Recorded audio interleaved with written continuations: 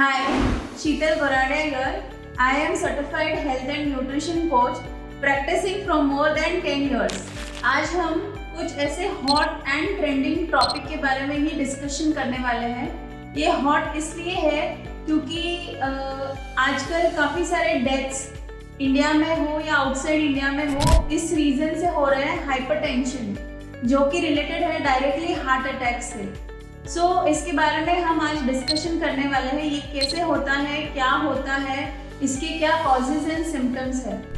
ये आजकल की ग्लोबल प्रॉब्लम हो गई है या फिर ग्लोबल डिजीज बोल सकते हैं, बिकॉज ये पहले तो काफ़ी ओल्ड पीपल में पाया जाता था, बट आजकल due to unhealthy choices and lifestyle की वजह से even young age 20s 30s में भी पाया जाता है। बट इसे बीइंग अ सर्टिफाइड न्यूट्रिशनिस्ट मैं चाहती हूँ कि ये प्रॉब्लम को एड्रेस करके लोगों के बीच में अवेयरनेस लाऊं कि how to prevent this problem from early age. Blood pressure, जिसे हाइपरटेंशन भी बोला जाता है। See as the name suggest, hypertension, जहाँ पे टेंशन बहुत ज़्यादा हाई है और स्ट्रेसफुल है, कंडीशंस पूरी स्ट्रेस से भरी हुई है, वो कंडीशन में हाइपरटेंशन डेवलप हो जाता है हमारी बॉडी में। This is a disorder, not a disease. But लोगों को ऐसे लगता है कि एक बार ब्लड प्रेशर आ गया तो सारी उम्र भर दवाइयाँ खानी पड़ेगी, गोलियाँ खानी पड़ेगी और हम दवाइयों पर डिपेंड हो जाएंगे, हमारी लाइफ दवाइयों पर डिपेंड हो जाएगी। ये बहुत एक बड़ा मिथ है और आजकल तो लोगों को 20s में, अर्ली 20s में, 30s में ब्लड प्रेशर डिटेक्ट होता है due to some unhealthy lifestyle और स्ट्रेसफुल कंडीशंस की वजह से। बट ऐसा नहीं है। ब्लड प्रेशर एक रिवर्सिबल डिसऑर्डर है जो रिवर्स हो सकता है, ब्लड कंडीशन नॉर्मल हो सकती है और दवाइयाँ भी बंद हो सकती है। It's a very good news. Hypertension is easily reversible. बस छोटे से एफर्ट्स और थोड़े से एफर्ट्स करने पड़ते हैं for some period of your lifetime to bring back you. तो आज हम जानेंगे कि ब्लड प्रेशर होता क्या है और कैसे होता है और क्या इसके सिम्टम्स और कॉजेज है। ब्लड प्रेशर की बात करें तो आज हमारी बॉडी में 12 सिस्टम्स होते हैं, जिसमें सबसे इम्पॉर्टेंट सिस्टम होता है एक सर्कुलेटरी सिस्टम।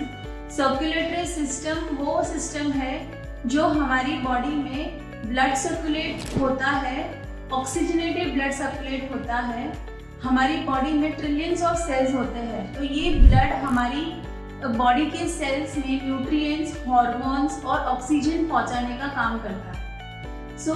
पहले तो आर्टरीज में से ब्लड हार्ट में जाता है। हार्ट में ऑक्सीजनेटेड ब्लड होते ही पूरे बॉडी में ऑक्सीजनेटेड ब्लड फ्लो होता है और हमारे सेल्स को न्यूट्रिएंट्स पहुंचाता है। अगेन ब्लड हमारे सेल्स में से जो वेस्ट होता है, कार्बन डाइऑक्साइड होता है, वो निकालता है। इन सिंपल लैंग्वेज डिटॉक्स का भी काम करता है। तो यहाँ पे ब्लड फ्लो आर्टरीज से होता है। 2 टाइप की आर्टरीज होती है, pulmonary and systematic arteries. Pulmonary arteries से हार्ट में से ब्लड निकलता है, लंग्स तक पहुँचता है, लंग्स में ऑक्सीजनेटेड ब्लड वापस हार्ट तक पहुंचता है एंड देन हार्ट में से वापस ब्लड हमारी बॉडी में सर्कुलेट होता है। ये सिस्टम को सर्कुलेटरी सिस्टम बोलते हैं। तो अभी ब्लड प्रेशर क्या है? तो ब्लड प्रेशर एक ऐसा प्रेशर क्रिएटेड होता है हमारी आर्टरीज में जो ब्लड फ्लो से होता है। Blood pressure in a normal condition हमेशा नॉर्मल होना चाहिए। तो हाई ब्लड प्रेशर कब होता है? जब ब्लड का प्रेशर बहुत ज़्यादा होता है ब्लड फ्लो में, आर्टरीज में, नॉर्मल से भी ज़्यादा, तब हाई ब्लड प्रेशर होता है। और लो ब्लड प्रेशर होता है जब प्रेशर नॉर्मल से एकदम लो होता है, एकदम रेस्टिंग कंडीशन पे ब्लड फ्लो होता है, उसे नॉर्मल लो प्रेशर बोलते हैं। और लो ब्लड प्रेशर जब तब होता है जब ब्लड प्रेशर का फ्लो बहुत ही कम होता है नॉर्मल से भी, उसे लो ब्लड प्रेशर बोलते हैं। ये दोनों कंडीशन में काफ़ी सारे अलग कॉजेज एंड सिम्टम्स होते हैं, जैसे कि लो ब्लड प्रेशर में इंसान को चक्कर आना, एकदम फटीगनेस फील होना, वीकनेस फील होना, ये कुछ सिम्टम्स है लो ब्लड प्रेशर के। ब्लड प्रेशर के कुछ ऐसे सिम्टम्स हैं जो लोगों को जब फील होता है तब जाके ब्लड प्रेशर डिटेक्ट होता है, जैसे कि फ्रीक्वेंट हेडेक्स होते हैं, चेस्ट पेन होता है, कभी कभी नोज ब्लीडिंग होती है, कभी कभी विजन ब्लर होने लगता है। ये कुछ सिम्टम्स अगर हैं तो आप जाके डॉक्टर को बता सकते हैं ताकि ब्लड प्रेशर उसी टाइम पे डिटेक्ट हो सकता है। सेकेंड, अभी समझते हैं कि ब्लड प्रेशर के एक्चुअल कॉजेस क्या है। ब्लड प्रेशर मतलब हार्ट पे प्रेशर आता है पूरे सर्कुलेशन सिस्टम में। तो कैसे हार्ट पे प्रेशर आता है? First of all main cause is overweight, obesity, मोटापा, वजन बढ़ना, ये सबसे मेन कॉज है ब्लड प्रेशर का। This is first line of symptom. तो इसमें क्या होता है कि इंसान का वेट अगर 1 किलो भी बढ़ जाता है तो हमारी बॉडी को उस 1 किलो वेट को जिंदा रखने के लिए उसे 3 किलोमीटर्स, अराउंड 3 किलोमीटर्स तक ब्लड वेसल्स वहाँ पे ब्लड सप्लाई पहुँचाना ज़रूरी पड़ जाता है। तो 3 किलोमीटर हार्ट को और ज़्यादा फ्लो करना पड़ता है। 3 किलोमीटर के हिसाब से हार्ट पे प्रेशर आता है। तो फॉर एन इंस्टेंस अगर आपका 20 किलो वजन बढ़ गया है तो 20 × 3 60 किलोमीटर ब्लड वेसल और भी बढ़ जाएगी बॉडी में, और उतना प्रेशर हार्ट पे आता है ब्लड फ्लो के लिए। तो इससे ब्लड प्रेशर बहुत ज़्यादा बढ़ जाता है। कोलेस्ट्रॉल सबसे second cause, main cause is cholesterol. जब इतना ब्लड प्रेशर हो रहा है, आर्टरीज में इतना प्रेशर आ रहा है, और हम अगर अनहेल्दी चॉइसेस की वजह से कुछ अनहेल्दी फैट्स के ऊपर अगर ज़्यादा ही ज़्यादा कंज्यूम करते रहेंगे तो कोलेस्ट्रॉल फॉर्मेशन ज़्यादा हो जाता है और हार्ट पे बहुत ज़्यादा प्रेशर होता है।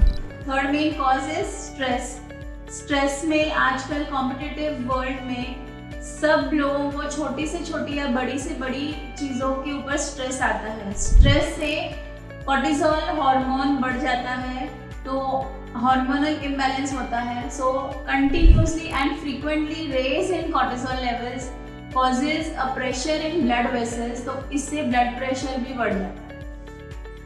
Fourth is lack of sleep. जब हम सोते नहीं हैं, साउंड स्लीप होती नहीं है, तो हमारे हार्मोनल इम्बैलेंस हो जाते हैं एंड उससे कॉर्टिसोल लेवल बढ़ता है, और कॉर्टिसोल लेवल फ्रीक्वेंटली बढ़ने से स्ट्रेस हार्मोन भी बढ़ता है एंड स्ट्रेस की वजह से ब्लड प्रेशर इंक्रीज होता है। Refined and processed food, refined and processed food, unhealthy food choices की वजह से ब्लड प्रेशर इतना बढ़ता है, क्योंकि रिफाइंड और प्रोसेसिंग फूड में न्यूट्रिएंट्स नहीं होते हैं, बाकी सब होता है। कैलोरीज भर भर के होती है, which is like zero nutrients popping up with unnecessary calories. तो उससे कोलेस्ट्रॉल लेवल बढ़ता है, कोलेस्ट्रॉल लेवल की वजह से ब्लड प्रेशर बढ़ता है। And top of that processed foods में it is full of preservatives, artificial sweeteners, chemicals, ये सब हमारी चीज़ों में हमारी बॉडी में डिपॉजिट होता है and it is affecting our heart and other health related problems.